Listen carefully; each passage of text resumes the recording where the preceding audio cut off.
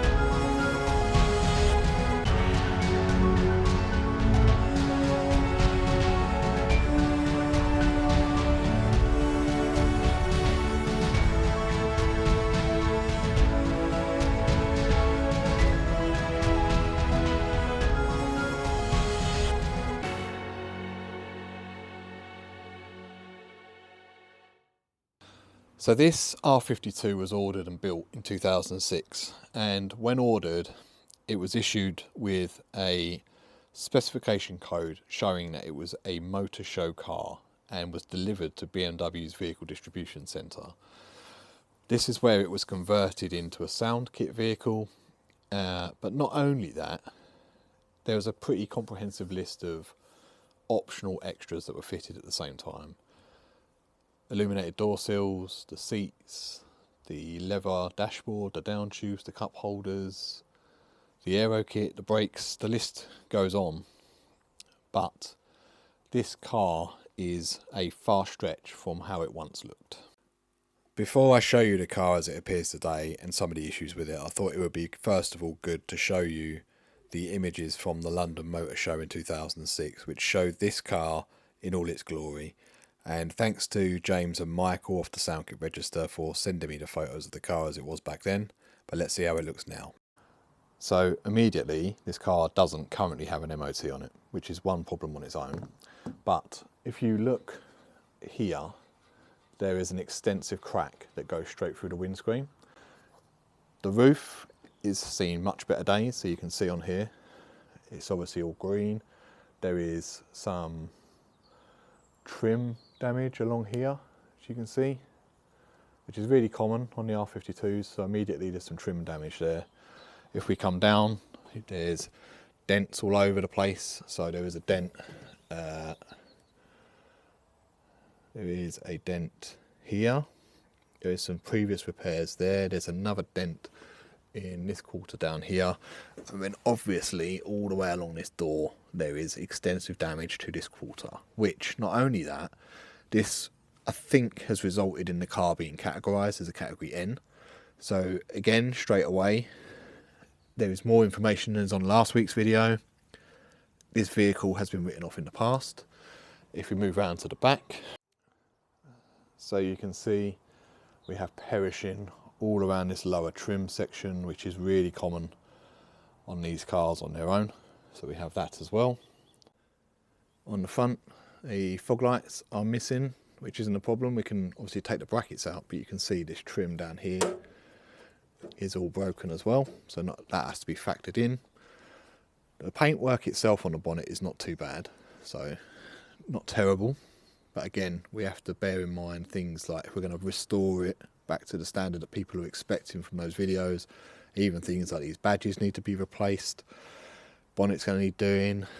Headlights need a good going over again, which obviously we've done on the Cooper Works. So the factory R53, we brought these back to pretty much a new standard, so it can be done. I'm not saying it can't, but I'm saying it all needs to be factored in as well. Obviously the wheels are not the same ones that were in that motor show photo. These are the bullet wheels, but you can see they're in really poor condition as well. There's little lumps taken out the side of it, so again, for an MOT it's probably going to need at least a tyre, probably more than one tyre, because there's just lumps everywhere where it's been hitting. I know these are curb savers, but some of it's actually in the sidewall as well, which I don't think it'll show on camera, but there are little chunks taken out there. So again, that's something else. So I'm not sure how well it's going to show in this photo, but this carpet's completely covered in coolant. Someone's had a bit of a leak in the back of the car, which you can see down there. So not only that, the whole car is completely sopping with coolant in the back, and it actually stains your fingers when you touch it. So I've been wearing gloves in there.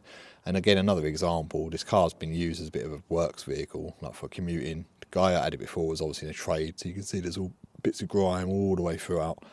That's throughout the car, you know, and that's resulted in some of the leather bits being damaged. Yeah, some of the leather bits were damaged. Some of the cabling under the seat was ripped apart. There's lots of little bits on this car that straight away make you think, well, if this was just a normal car, it probably would have been broken for parts. And it has PDC, so it's got the reversing sensors, the sound kit and everything like that is in really good condition. There's no problems with any of that. But even things like this, look.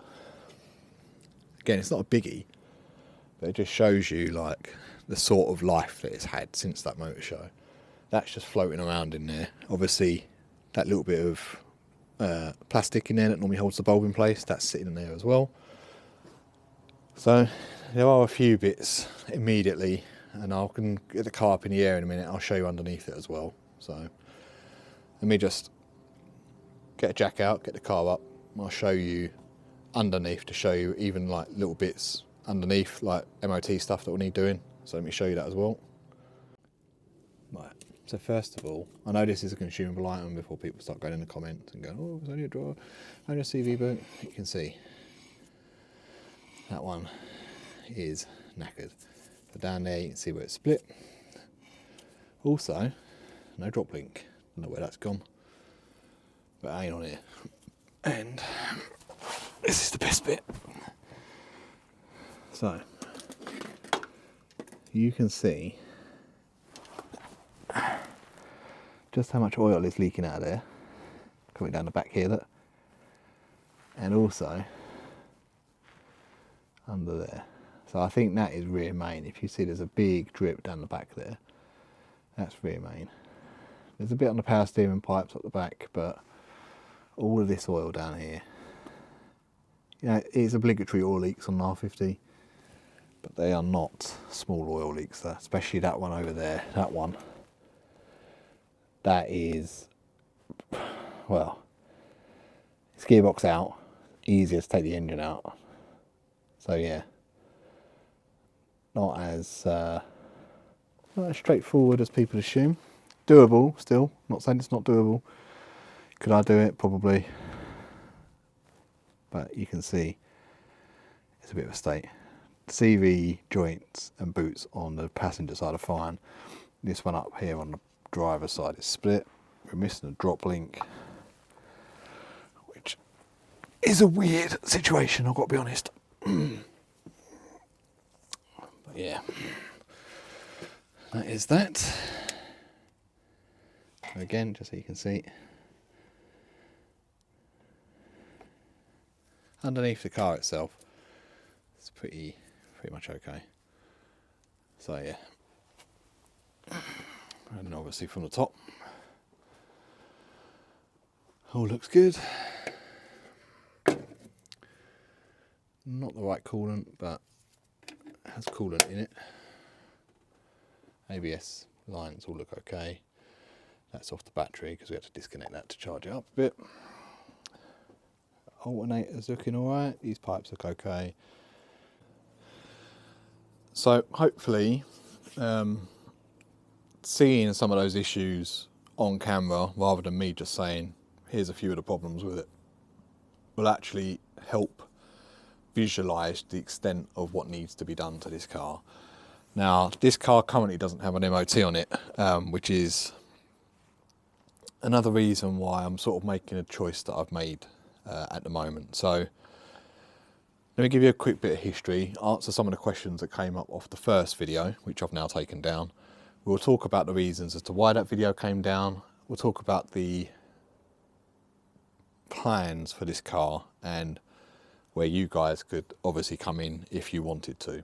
So I bought this car from a seller on Facebook Marketplace. It was just sold as a mini convertible. The images weren't great, but there's enough in those images to know that there was a few bits on there that I was interested in for my own car personally. And he had someone lined up to come and view the car. They dropped out and he messaged me and I said, look, providing the car runs and drives, it can get me back to Essex, I'll pay in full, I'll pick the car, there'll be no ag, it'll literally be just a case of pick it up, drive it home. When I got there, there was no service history with the car. Car had 2 keys with it. He said he's got a folder of paperwork, but he lost it. He said he'd send it on if he found it. I've not had anything yet, so I'm assuming that's it. No service history with it. There's no certificate of authenticity for the sound kit, but you can see the sound kit is genuine. It's been fitted at BMW Thorn, which is BMW's vehicle distribution centre in the UK. And that's where it was done. This conversion was done to make it into the car, which I'll put again on screen now because some people might not have seen the first video. Is a 2006 London Motorshow Car. So that's a little bit of quick history on the car itself.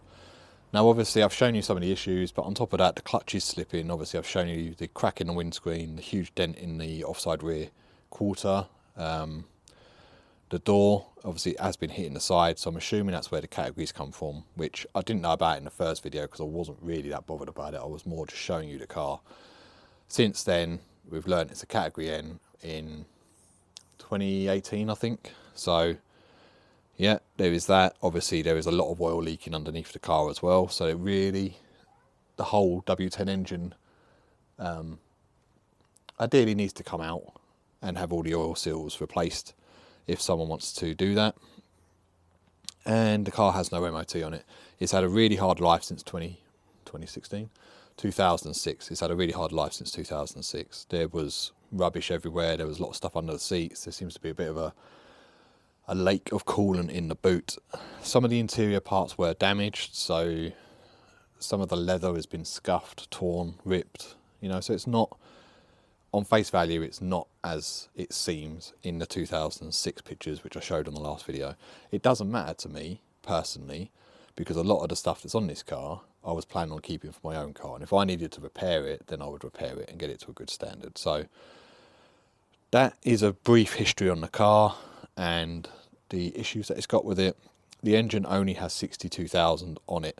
So it's a relatively low mileage engine with what's probably desirable to an R50 or R52 W10 engine owner. So I say that because obviously the supercharged W11 engine is also in the R52, so this is a W10. So let's just talk about the last video quickly. And I want to try and keep it really brief. There's a few people on a few social media groups which I want to say the word over-enthusiastic, which is a word that I used in the community post. They don't seem to understand that this car is in the condition that it's in. Now that could partially be my fault because the initial video showed you some of the more desirable parts on there, but maybe didn't go into quite the extent of the damage because originally the plan was to just buy and break, and then obviously people want to save the car. I get it, but to save the car really needs to be affordable to somebody else to buy. And I'll explain the reasons as to why that is. I could restore this car, yes, and I could put money into it. I could probably get it back to a 2006 standard, but those comments off of the Facebook groups made me lose whatever interest I had in restoring this car. That went out the window as soon as those comments started coming through. Now I'm not going to reveal the comments themselves, but there wasn't just one or two, there was a few, and there was a mixture. Most people were saying, strip the car, use the parts on your own one. People were saying restore the car. Some were just saying the next person will break the car for parts anyway, so do what you want to do with it. I completely get it. Okay.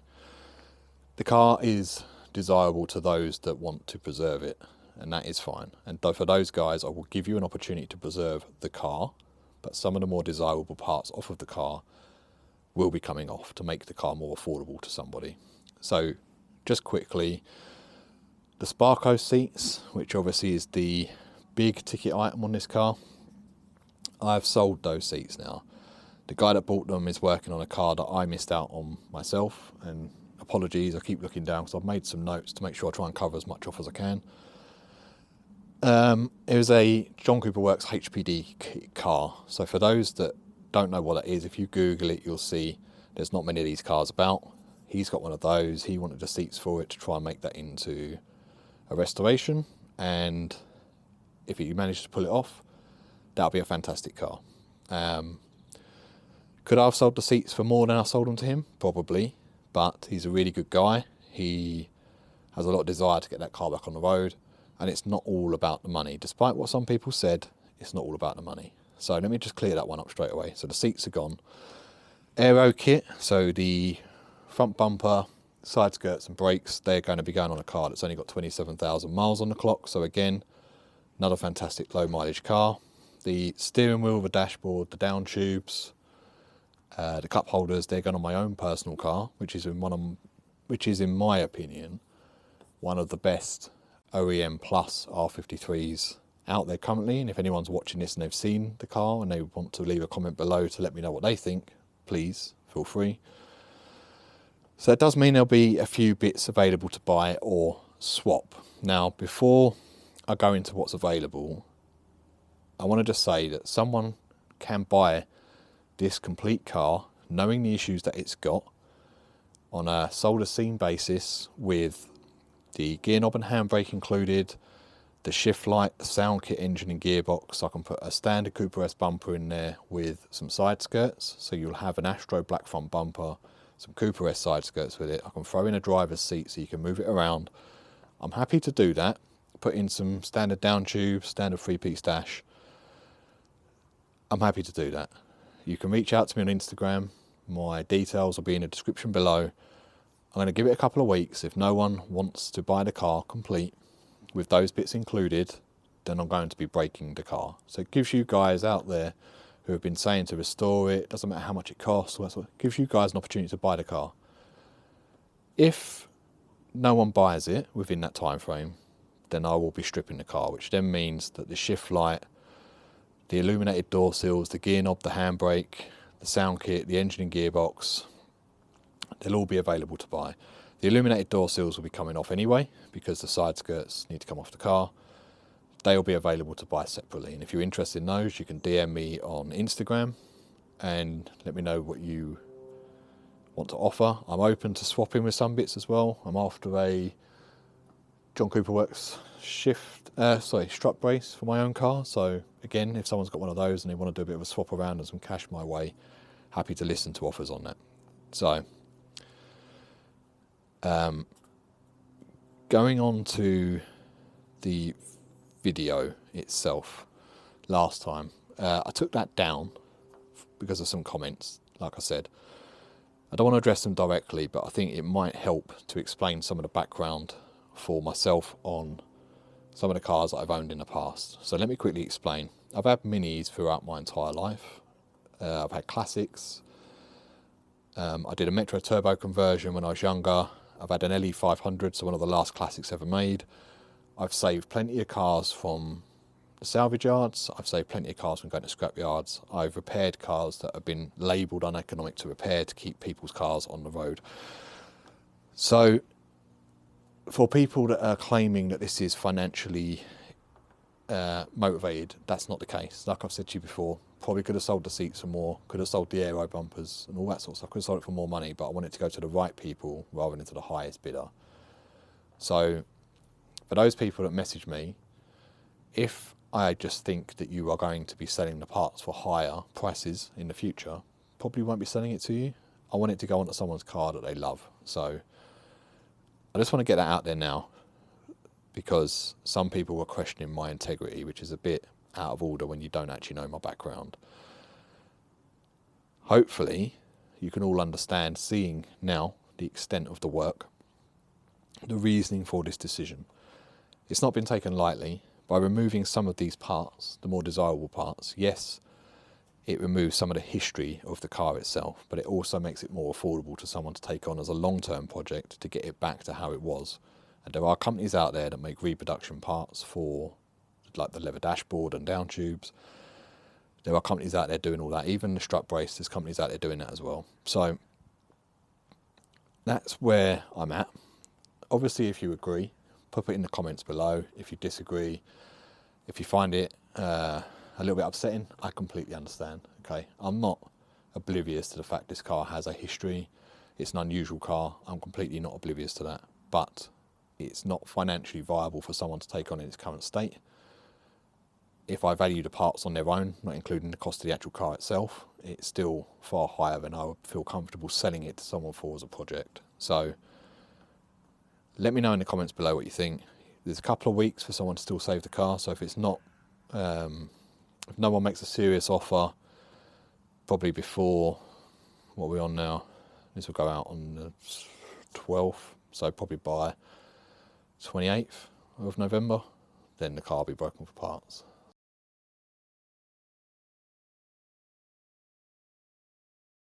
This is the problem with rear brakes. So this is a 2005 Mini Checkmate, and they have, I don't know if it's aluminium or alloy, whatever it is, but they have steel spring clips that go into here and they corrode in. So it's taken me ages just to get that out. It's a bit bent up, but I've actually used loads of heat and a pair of water pump pliers. Now the grub screw that holds the disc in, that's also knackered. So I've got some carbide drill bits here and we're going to drill that out slowly.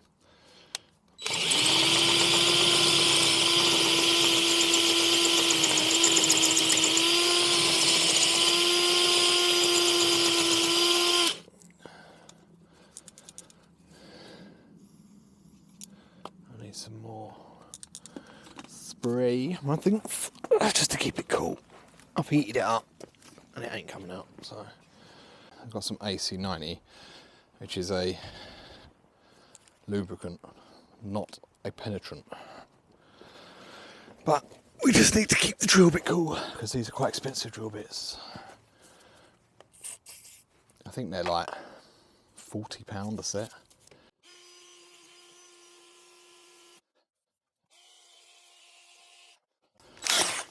Widen that out a little bit. So this is an 8mm that I've used in the centre. I'm going to go in with a 10 just to flatten off that edge. I'm going to take this caliper off,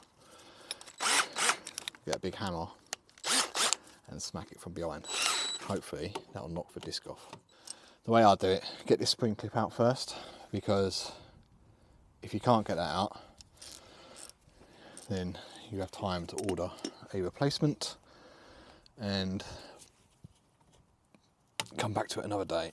Whereas if you break it off in there, it's too late then. So if it doesn't feel like it's coming out and you need to use the car the following day for work, order up a spare caliper.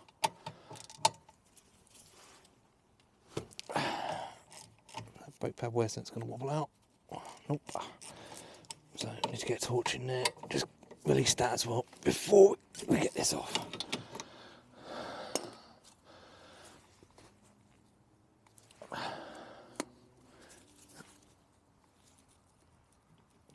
I thought that would have come out.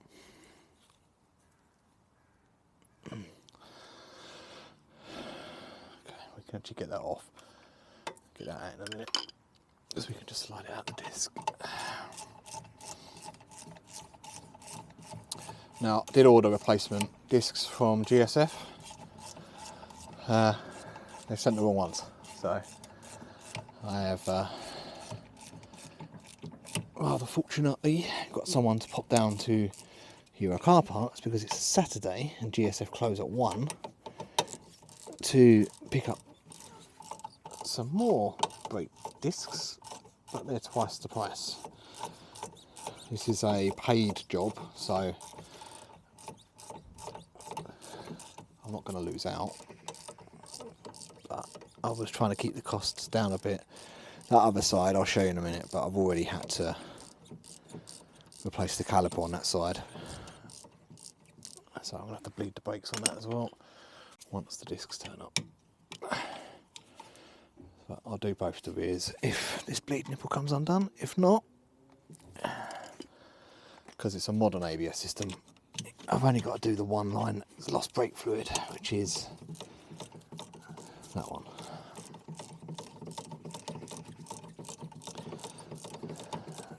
So, let us see. Right. I think that's undone. There is a how-to video on changing rear pads and discs. Nice. I'll leave a link to the top.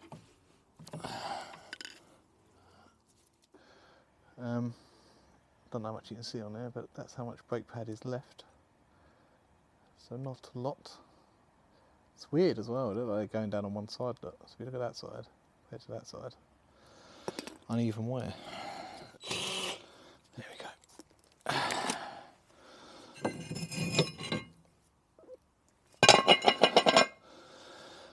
Right. More painful it needed to be. Brake pad wear sets are a little bit awkward to get to, they're hidden away up here. Not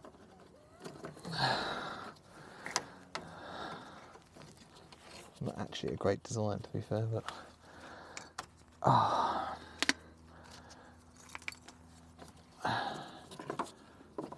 there we go, there's that one there. So there's supposed to be a clip up here to hold them all in, but this one doesn't have. This one doesn't have the clip in place, so let's tuck that on there, which I'll check in a minute, because if there is one there, it is only literally just clipping it in. Right.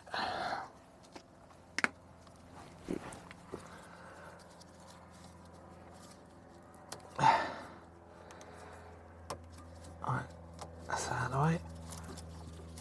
Let's get that through there.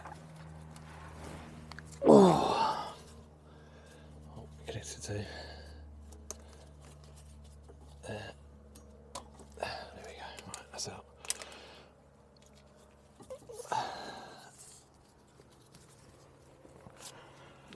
I'm not sure what design this one is actually, but this is actually a better design because it clips. It doesn't have them stupid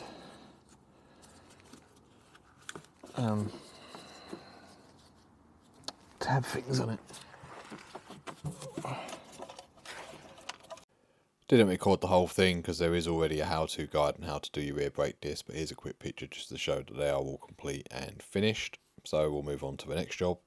So on this R52, we're getting quite a strong smell of fuel from inside the car, and on the back seat there are two covers. Now I've had a quick look underneath and it looks like there's a small amount of fuel running from this side, which is the fuel filter side.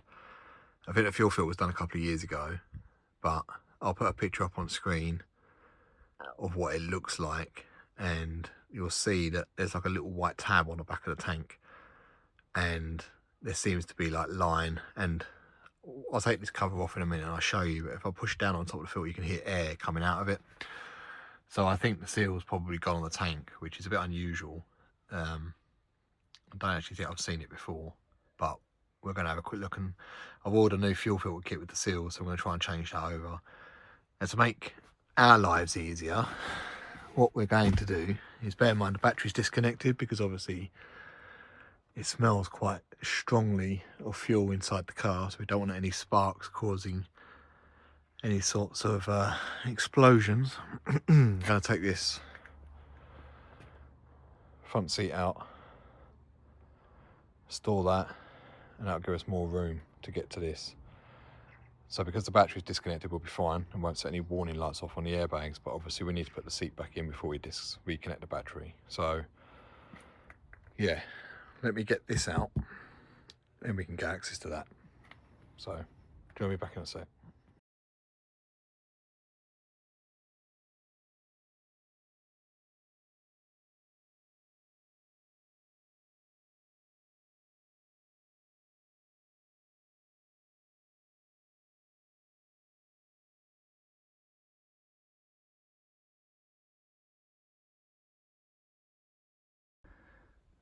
Right, so front seat's out, gives a bit more space.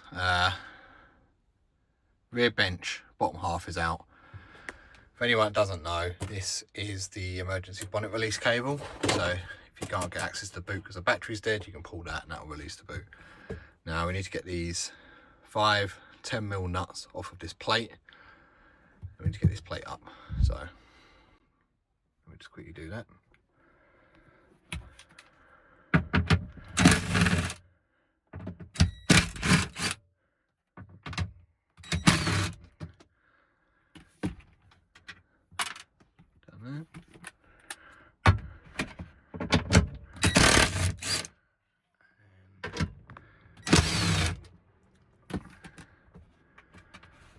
If you haven't removed this plate in quite a long time, or ever, this will be stuck down quite well, which is good, but I took this off yesterday to have a quick look.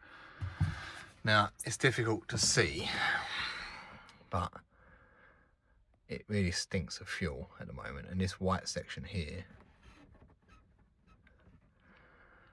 let's see if I put them, listen really carefully, see if the mic can pick it up. So if I push down gently on here, it makes like a little squeaking sound. So, ready.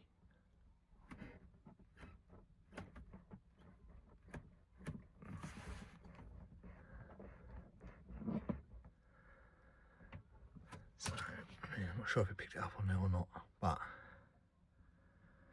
it's leaking from this back section here. It's running down underneath, or down here, and then back down the underneath the tank. So once the car's been running for a while, if I look at the back, I can see a little drip of fuel coming from underneath there. It's under high pressure, well not high pressure, but it's under pressure, sorry. Which also means when I try and start the car, it's not starting first time. It takes a bit of turning over. So I think that is mainly down to this as well. So to get this off, what we need to do is get this little green section here off. So a little pair of pliers, squeeze those together, pull that back, that should come out. Need to get a hammer and a screwdriver and undo this locking ring. So what I'll do is get everything that we need, I'll cut back in, then I'll show you what we're doing. So, be back in a sec. Right, so because there is fuel involved, I have side door open, boot open. Get some ventilation in here because otherwise it's going to get quite overwhelming because it's already smelling quite bad. So let me just quickly show you that. So I squeeze those little green bits in here together, and then that will just pull back like that. And you can see there's already a bit of fuel coming out of there already. Just make sure you don't break that clip because otherwise it won't seat back in there properly, and then you're in a little bit of a world of pain. So I can just gently lift out of the way.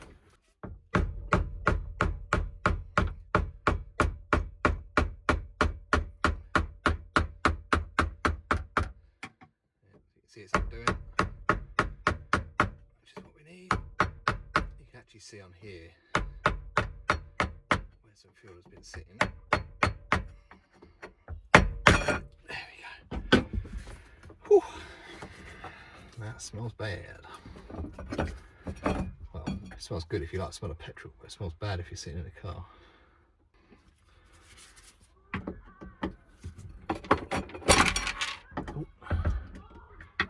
Should just lift up like that. There we go. Right, this will smell quite bad, so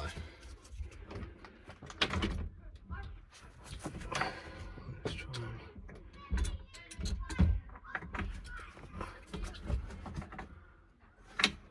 just work out what's going on. Right, yeah, so that seal there is broken, look.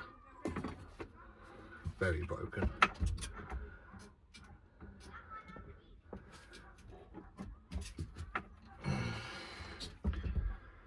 Yes, just going to quickly put that down there. Look at that. Right.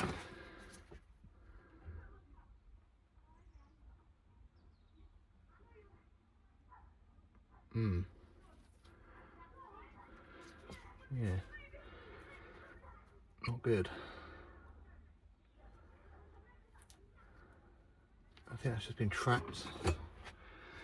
Not actually sure.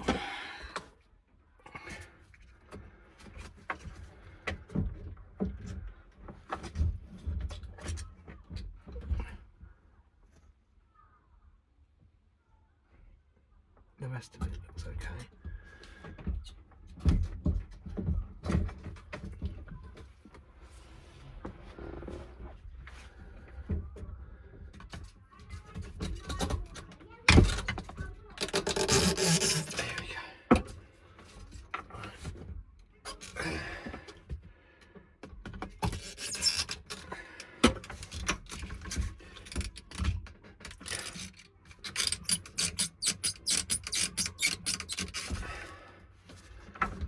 This is harder than I expected it to be.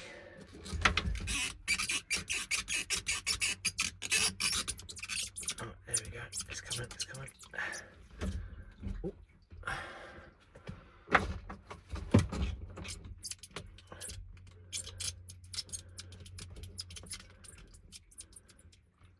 I think it's draining back into the tank or going underneath. Either way, I can hear fuel running.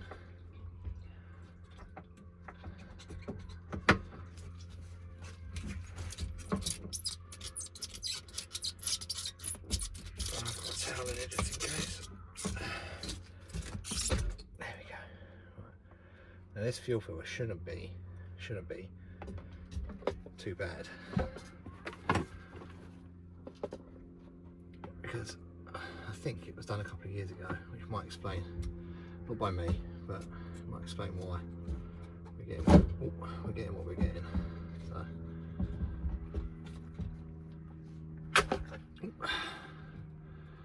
man, this is messy. Right.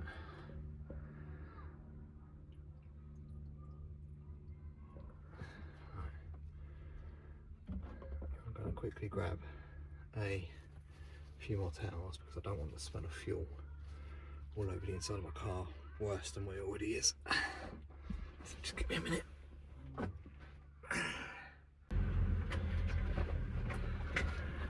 Right, we are back. So let's have a look what we've got.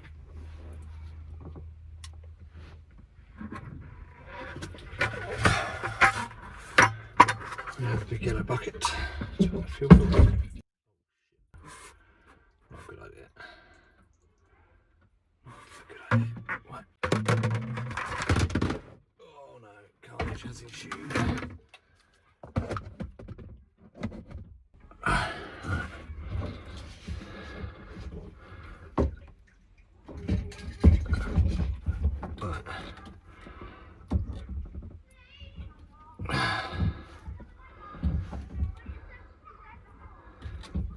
I think we need to be getting this fuel out of here as well. So I'll put that back in there for a minute. I'm going to get a syringe, just get rid of some of this as well. So just give me 1 sec. And you can see the colour of the fuel that comes out. That's fine on there for a minute. Oh man, that's such a nasty colour.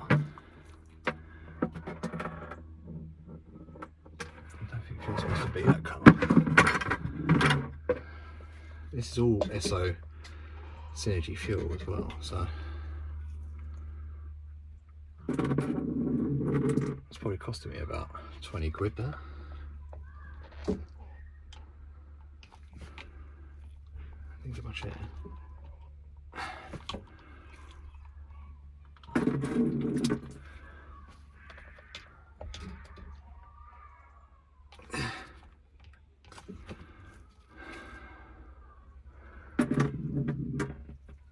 There's a little bit of sediment in there, but that is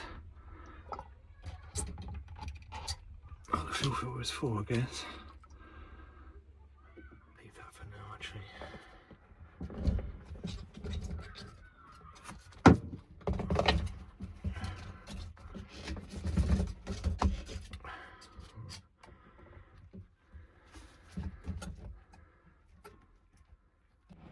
O-rings. So there was one in the bottom there which you saw us take out. There's also one at the top here, and the easiest way to do that is squeeze it together, get a small screwdriver, and you can prise it off. This seal I'll put back on here. Obviously there's a little note on there to say this side down, so when it goes like that it'll be that way round. And this O-ring I've got on here, which I'm not sure if it's right or not, because when I took it off it was up here, so I think that might have been on wrong as well, which might have been why we may be having issues. Now this kit previously that wasn't fitted by me, so I'm not blaming anyone. It could just be down to age, but it's only been on a couple of years. While we're here we might as well just do the lot. So here we go. Now what we've got to do is try and get this back together, which is going to be really awkward because mini. So yeah, what I do know is that it is probably going to have to go down like that, and then twist, which is the awkward bit, because it doesn't want to twist.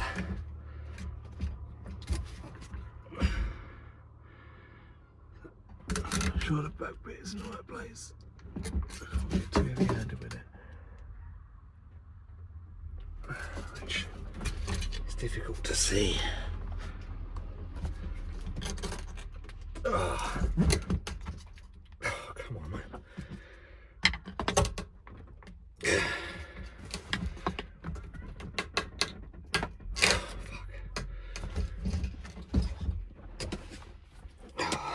Don't do this after a night out, that's for sure.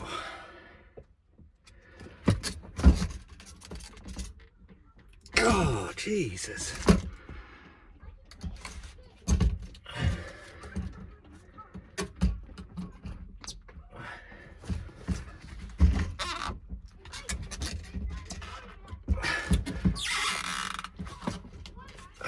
I don't want to keep pulling it around too much because there are bits in the bottom of the tank as well. Here we go.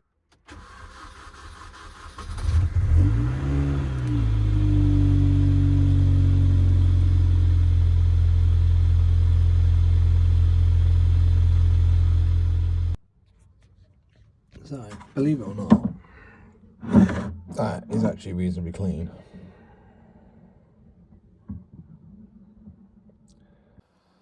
So for the first time in a while, we actually have some sunlight, and I just want to say a massive thank you to everyone who has subscribed to the channel recently, liked one of the videos. We're still getting quite a few views on the R52, the factory version. Now obviously, just want to quickly apologise for having to take down last week's video, but some of the comments were getting a bit silly on some of the groups, and I thought it might be worth re-recording and showing you the extent of the work that needs to be carried out, just in case anyone wants to take the car on themselves, but just to show you some of the reasons as to why I probably won't be restoring the car. It's a bit twofold. Obviously the car itself doesn't really have any sort of pull for me. I prefer a supercharged engine. Doesn't mean I don't like the W10 engines, the NA ones, but the supercharged ones really is what I would primarily concentrate on. And even if I did restore the car, I probably wouldn't keep it long term. And I've got to think about A, how much money goes into the car, B, whether you would ever recoup any of that money. Even breaking even will probably not happen on this car. It's more for someone who's going to love the car, keep the car, and then take it to shows.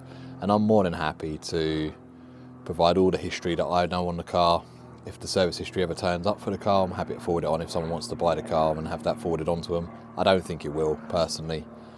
But yeah, again, hope you enjoyed a bit of bonus content on the end. A couple of little bits we've been up to this week. Moving forwards, the videos might be on a more fortnightly basis because the weather's starting to turn. Today is a great day, but this last week has been a bit poor weather-wise. We've still got a few bits coming up as well. So obviously the bits that we take off of the sound kit car, which I've discussed already, we can film those going into the new cars just so you can see the type of car they're going onto. just to show they're not being wasted. Obviously the seats is up to the guy that's bought them. If he wants to send me over a bit of video or a few pictures, I can include them. That's entirely up to him. That's his car, it's his prerogative. Yeah, I think that's pretty much everything. So again, thank you to everyone that's watched the whole video. If you got this far and you haven't already, please consider subscribing. Leave me a comment down below. I'll always reply to them, or leave a like on the video. It all helps. And if you see a car that you think might be of interest to the channel, then send me a link to the advert or send me a message on Instagram with what you've got. I'm always interested, and there's a few deals to be made on some of the parts still. So again, if there's something that interests you that we've discussed, if the car's not going complete, drop me a message, let me know what you're after, we can try and work out a deal for it. Some parts I'm happy to swap for other parts, because there's some bits I'm looking for which I've already explained. So again, there's some deals to be made out there, and it's not all for financial gain, but there also needs to be some common sense applied. So hopefully you can all understand the decisions. I'll catch you on next week's video. There will be a video next week. And like I say, moving forwards, depending on the weather, might be fortnightly, but I'll let you know on the community posts. So thanks for watching, guys, and catch up with you soon.